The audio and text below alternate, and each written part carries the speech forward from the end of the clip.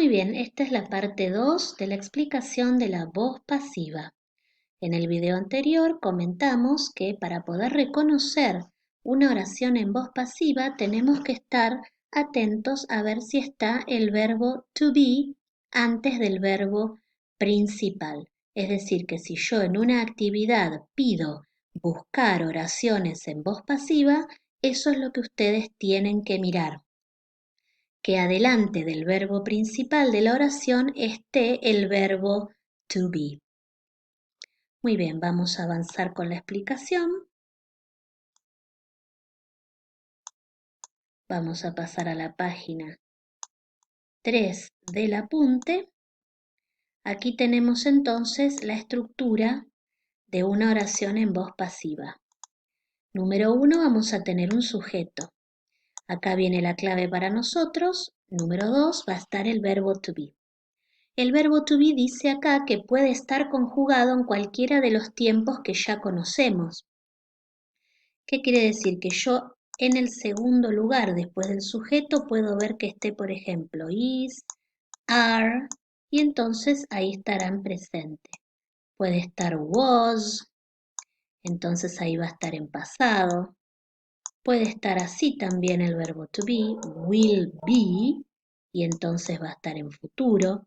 Es decir, el verbo to be va a estar conjugado en cualquiera de los tiempos que nosotros conocemos.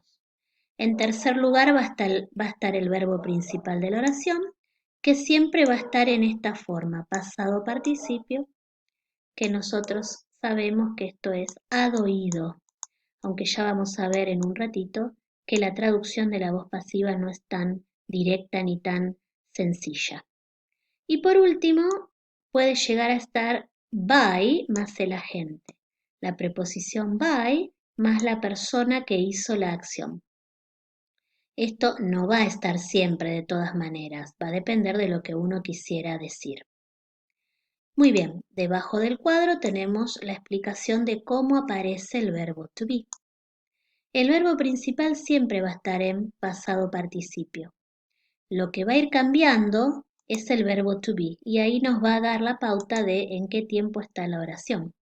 Entonces, si en la oración en voz pasiva aparece am, is, are, esa oración va a estar en voz pasiva en presente. Si en la oración en voz pasiva aparece was y were, esa oración va a estar en voz pasiva en pasado simple. Si en la oración aparece will be, esa oración va a estar en voz pasiva y en futuro. Si en la oración aparece has been o have been, entonces esa oración va a estar en voz pasiva y en presente perfecto. Y finalmente, si en la oración aparece had been, esa oración va a estar en voz pasiva y pasado perfecto. Leemos lo que está debajo, dentro del recuadro. En resumen, puede haber oraciones en voz pasiva en todos los tiempos. Para darnos cuenta en qué tiempo está, debemos mirar al auxiliar, es decir, al verbo to be. El verbo to be va cambiando de forma. De acuerdo a qué forma adopte, podremos decir en qué tiempo está esa oración. Muy bien, vamos a pasar ahora a la parte 2 del apunte que dice profundización del tema. Reconocer cuándo una oración está en voz pasiva es relativamente sencillo, mirando que esté el verbo to be antes del verbo principal, que va a estar en participio, obviamente, estará en voz pasiva. Lo que sí nos va a costar un poquito más y vamos a tener que desarrollar más es cómo se traducen al castellano. Vamos a empezar entonces a leer. Tenemos dos ejemplos nuevos. Uno es Kennedy fue asesinado en 1963. Esta oración está en voz pasiva en castellano. Vamos a leer el segundo ejemplo. El segundo ejemplo es Hartley fue considerado un héroe. Nuevamente, esta oración está en voz pasiva en castellano. Vamos a seguir leyendo. En nuestros ejemplos, los sujetos gramaticales de las oraciones, los sujetos gramaticales son Kennedy, Y en el segundo ejemplo, hardly. Esos son los sujetos gramaticales. Estos sujetos no son sujetos activos porque no son los que hacen la acción.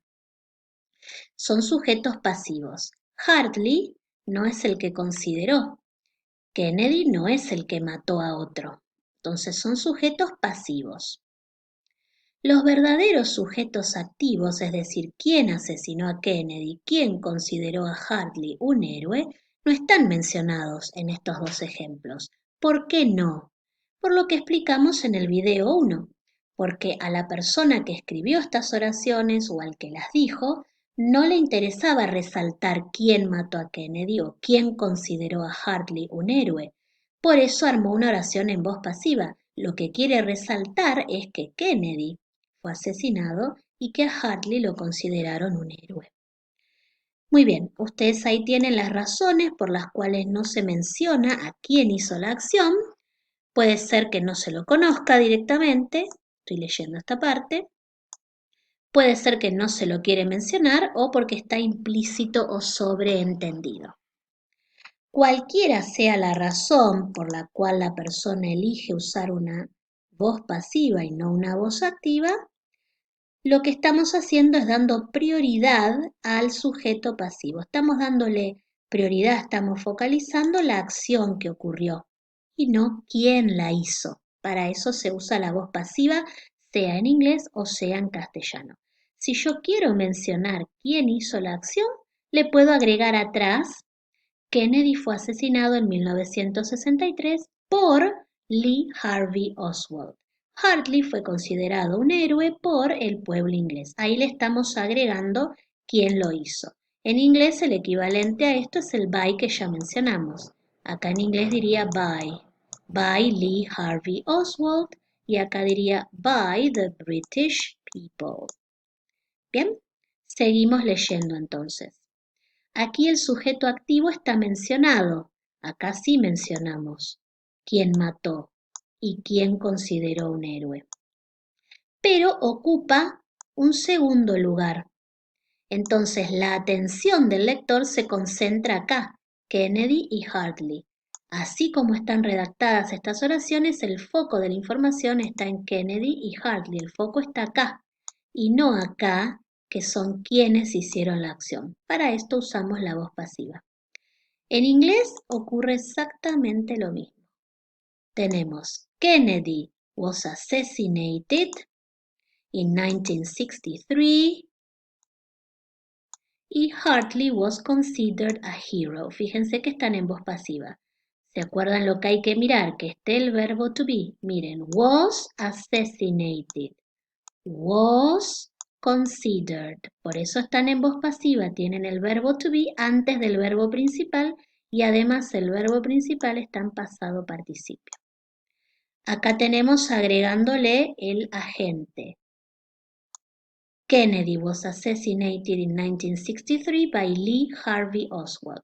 Hartley was considered a hero by the British people. Bien, esto está entonces en voz pasiva.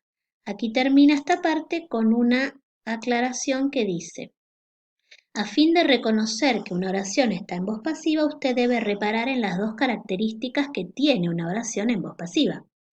La número 1 es que el sujeto gramatical de la oración no es el que hace la acción. Yo lo que observo es que Kennedy, que es el sujeto, no hace esta acción de asesinar. Al contrario, él fue el asesinado. Y por otro lado, la forma verbal que adopta la voz pasiva, que es lo clave. Va a estar el verbo to be primero y luego el verbo principal en pasado participio. Con esto nos damos cuenta que esa oración está en voz pasiva, porque en voz activa no hay verbo to be. ¿Cómo me daría cuenta que la oración está en voz activa? Y por ejemplo, en el caso de Kennedy, diría que Oswald, que es el apellido de esta persona, Oswald, y diríamos assassinated